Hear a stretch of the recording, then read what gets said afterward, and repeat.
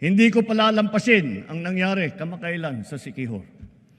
Dahil sa malawakang brownout, napilitan pang magdeklara ng state of calamity sa lalawigan. Naperwisyo nito ang mga taga roon, ang kanilang turismo, kanilang negosyo, ospital, sari-saring serbisyo. Sa ginawa nating investigasyon, ano yung ating natuklasan?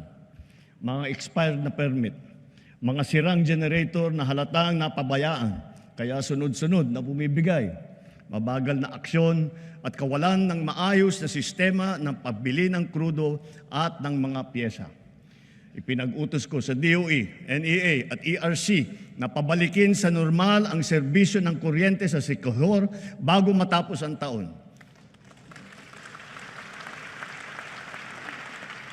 Titiyakin namin na maitatag agad ang mga pasilidad para sa pangmatagalang lunas sa kanilang problema sa kuryente.